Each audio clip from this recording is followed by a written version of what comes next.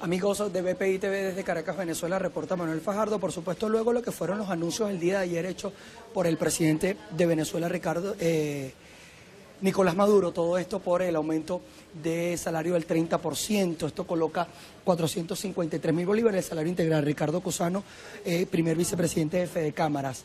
En primer lugar hay dos variables: el poder adquisitivo que se puede comprar con eso, y en segundo lugar el tema empresarial.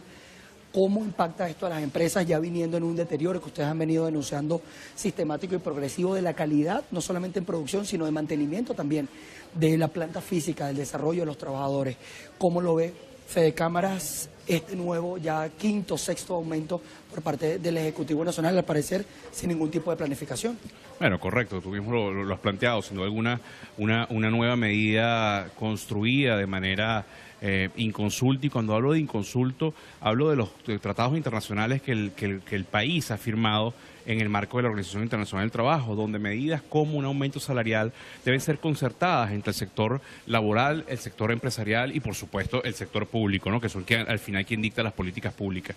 Pero es importante resaltar esta anécdota. El día de ayer, en horas de la tarde, recibimos un comunicado del Ministerio del Trabajo donde nos pedían nuestra opinión sobre cuáles deberían ser las consideraciones y los puntos a analizar para llegar a un monto con respecto al salario mínimo. 4 horas después, el presidente de la República hace un anuncio. O sea, es prácticamente una burla al país, una burla al sector productivo que hoy, con todas las dificultades y las vicisitudes, sigue empleando casi 10 millones de trabajadores en todo lo largo y ancho del país. En relación a eso, las empresas, ¿cómo están haciendo para tratar de mantener, digamos, mes a mes el pago cumplido? Porque si en dado caso no cumplen con los pagos, la empresa termina siendo la sancionada. Entonces, digamos, ¿cómo es ser empresario en Venezuela? Bueno, sin duda alguna, ser un empresario en Venezuela es casi sobrevivir a un holocausto, que es lo que promueve estas políticas públicas, ¿no? Seguiremos viendo menos márgenes de ganancia ya con el poco que existe, pero peor aún, y esperemos que eso no suceda. Hoy los empresarios están haciendo de tripas corazón para mantener los puestos de empleo. Hoy la sobrevivencia y la prevalencia de la empresa privada pasa por evitar que el venezolano pierda su puesto de trabajo, mientras se dan los cambios en materia económica del modelo económico para volver entonces a expandir el aparato productivo venezolano. Hoy Fedecámaras y los 14 sectores que hacen vida en ella, los 14 sectores económicos y las 19 regiones, estamos trabajando en todo un proyecto para presentarle al país, como lo hemos venido haciendo de manera reiterada, pero con mayor profundidad, cuáles son los nodos en materia de política cambiaria, de políticas fiscales, de política monetaria, que deben ser tomadas en consideración para no tener que seguir subiendo el salario, sino que para que el ciudadano venezolano con el salario le alcance para poder tener sus necesidades básicas, su capacidad de ahorro, sus posibilidades de entretenimiento, de hacer turismo, de hacer una vida normal como ocurre en otros países. Eso no se subsana con un aumento salarial del 30% cada 3 meses. Se subsana con políticas macroeconómicas que hagan del salario una fuerza y no una debilidad que tienes que estar adecuando cada 3 meses. Nuevo billete de 100.000 bolívares en este caso. Hay quienes dicen que son 100 millones de bolívares según lo que estaba reflejado antes que se eliminaran los 3 ceros a la moneda. Igual la inflación sigue siendo la que es y en la que ha sido a lo largo de todo el desarrollo económico en Venezuela. Entendiendo eso lo ve Fedecámaras como una nueva devaluación. Bueno, sin duda lo que hay, más que una evaluación, ahí lo que verdaderamente hay es un reconocimiento de cómo las políticas públicas nos han llevado a tener que aumentar nuestro cono monetario, ¿no? Además es algo interesante y que en el fondo preocupa. ¿Por qué ese billete de 100 no tiene los 3 ceros? ¿Por qué dice 100 y 1000 en letra? ¿Es que acaso intentamos de ocultar una realidad? Yo creo que lo mejor es reconocer que hay unas políticas públicas erradas, que hoy el venezolano vive producto de lo que hemos ya explicado, uno de los procesos más de deterioro de su calidad de su vida y la calidad de su poder adquisitivo más aberrantes de la historia, y eso hay que atacarlo no con generación de un nuevo cono monetario, sino con políticas públicas que hagan que nuestro cono monetario actual sea el propicio, el coherente, el lógico para poder vivir en progreso y bienestar. Señor Cusano, muchos acusan al empresariado, la ciudadanía. Venimos a hacer unas encuestas, la ciudadanía ha acusado siempre al empresario de que el empresario sube los precios de manera indiscriminada, que lo sube como le da la gana y que lo sube de acuerdo a un dólar, que en este caso sería el dólar paralelo, y no al dólar al que está fijado, digamos, en estos tres tipos de cambio que tiene el Ejecutivo Nacional.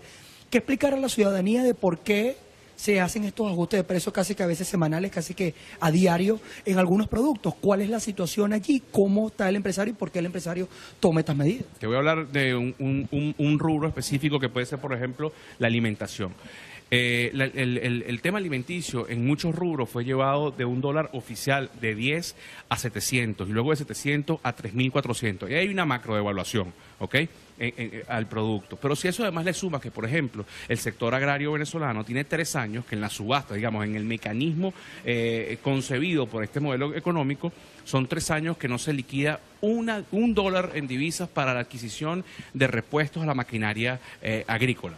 Bueno, eso de una u otra forma tú tienes que subsanarlo. ¿Y a dónde vas? Vas a un mercado, innombrable, paralelo, como lo quieras llamar. Y eso lamentablemente incide en los costos. Entonces, bueno, ahí tienes una razón. Y la otra es un ejemplo casero. Tócale la puerta a tu vecina y pídele que te preste un paquetico de azúcar. Y cuando se lo vayas a devolver, devuélveselo al precio del día que te lo prestó. No te va a aceptar el dinero porque no tiene capacidad de reponer luego ese kilo de azúcar. Eso se traduce también en todo el sector empresarial. Entendiendo esta situación, ustedes han dicho que están haciendo una evaluación de las situaciones que deben ser tomadas en cuenta para mejorar esta actual situación económica que tenemos. ¿Qué ha identificado Fede Cámaras en este sentido para dar una propuesta económica al país viable y que no afecte a la mayoría del ciudadano de a pie, que es el que recibe este aumento salarial de 435.000 bolívares, que prácticamente no compra nada, al menos no lo suficiente para mantenerse un mes?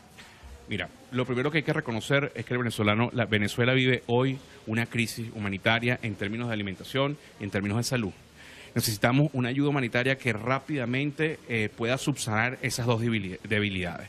En el proceso se necesita generar los subsidios directos, pero directo a la ciudadanía, no a la producción, porque al final ahí es donde se empiezan a generar toda esta cadena de corrupción y de enchufados, ¿no? Sino un subsidio directo para que la economía se vaya sincerando y las personas en un tiempo determinado, mientras se lleve un plan económico, puedan accesar a los productos de primera necesidad. En paralelo, unas políticas fiscales que sean de incentivo y no punitivas. El que falle, la ley lo sancionará, pero en todo caso, políticas de incentivo y no punitivas, una política monetaria coherente con la realidad del país. Y, por supuesto, lo primero, una despenalización del sistema cambiario y luego de la despenalización, una unificación cambiaria con miras hacia la libertad cambiaria. Tenemos casi 14 años donde usted no puede ir a una casa de cambio y ahorrar en moneda dura o comprar $1 para salir de viaje. Pero vamos más allá. Desde junio del 2010, si tú y yo hoy aquí hacemos una transacción cambiaria, es un ilícito. Y eso lo que ha hecho es cercenar las posibilidades del empresariado de poder transar entre sí y darle agilidad a la economía. Entendiendo también esta situación, lo llamaron del Ejecutivo Nacional, aunque sea 4 horas antes, pero lo llamaron. Parece que hay voluntad política para escuchar al sector empresarial venezolano. Bueno, es bueno explicarlo.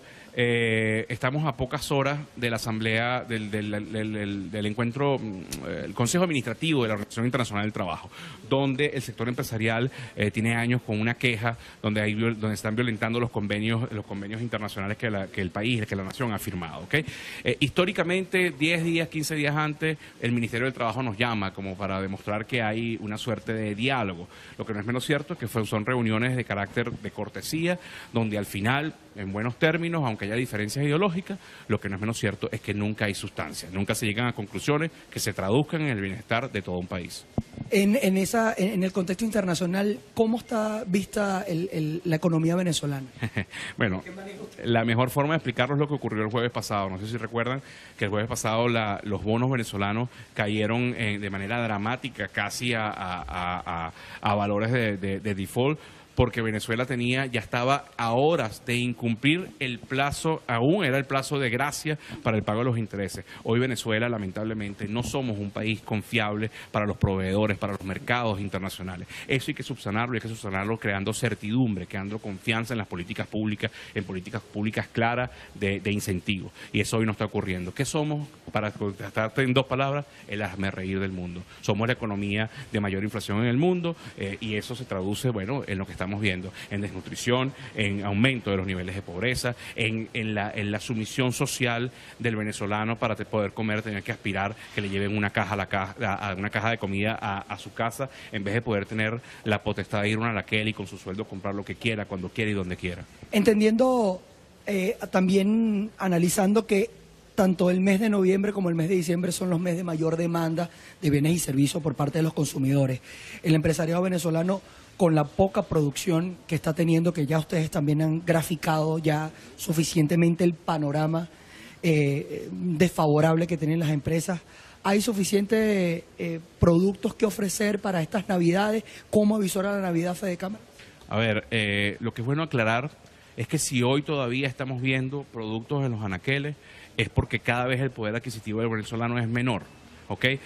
No es que haya la suficiente producción o la suficiente cantidad de importaciones para subsanar las necesidades del venezolano. Sin duda alguna, las Navidades van a ser como las vacaciones, algo que los venezolanos nos estamos olvidando, porque lo que estamos es pendiente de ver cómo se le lleva la comida a los hijos y sobre todo si tienes un problema de salud, ya enfermarse en este país es un lujo, porque el sistema de salud ha colapsado con unas políticas públicas totalmente erradas, ¿no? Aunque usted está hoy como primer vicepresidente de Fedecámaras, también viene del área de turismo.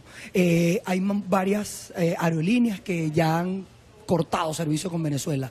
¿A qué se debe esta situación? ¿Sigue el pago con el IATA, ese pago gigantesco de miles de millones de dólares que se le debía? Correcto, tienes aún la imposibilidad de repatriar esos capitales, pero además eso súmale, hay hoy muchas de las aerolíneas que vuelan hacia Venezuela, las internacionales, están haciendo escala en otros países porque las tripulaciones no se sienten seguras para dormir, para pernoctar en Venezuela, pero además lo peor de todo esto es que no se ha dado una política de incentivos de fortalecimiento a las aerolíneas nacionales para que cubran las rutas internacionales y también internas, ¿no?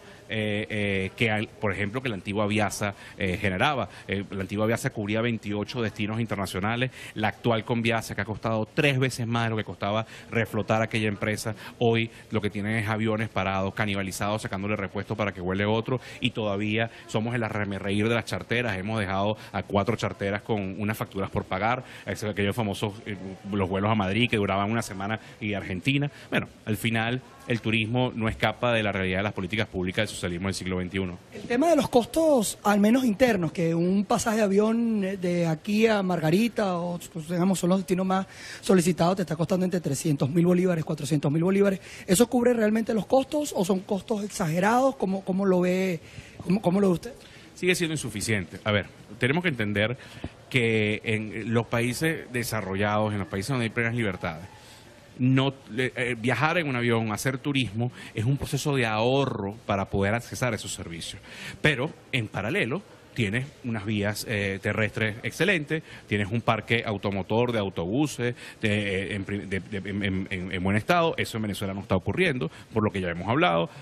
Viajar en las carreteras no es precisamente el método más seguro, con los mejores servicios y en la mejor calidad, pero eso súmale una red ferroviaria que nos está viendo. Ha viajado últimamente de Caracas a Valencia. ¿Cuánto tiempo tiene el ferrocarril ahí detenido? Una obra que en teoría debió estar lista hace 10 años y aún estamos esperando. Entonces, más allá de un tema de aerolínea, es un tema integral que no se ha atacado, no se ha abordado. La infraestructura venezolana hoy está en el piso, ha colapsado. Y eso afecta no solo al turismo, sino al transporte de bienes, de mercancías, de personas, que bueno, al final hacen inviable un país de primer mundo. Para finalizar, Ricardo Cusano, Fedecámara, ¿cómo analiza las perspectivas para el año 2018? Aunque dicen que en Venezuela no se puede hacer perspectiva por el orden inflacionario que llevamos, no es posible planificarse económicamente, pero ¿cómo lo ve Fedecámara? Bueno, hay una incertidumbre extremadamente grande y sin duda alguna el 2018 no puede ser un año mejor de lo que ya hemos vivido en el 17, porque lo que se hace es intensificar unas políticas, profundizar unas políticas que han generado este caos, ¿no?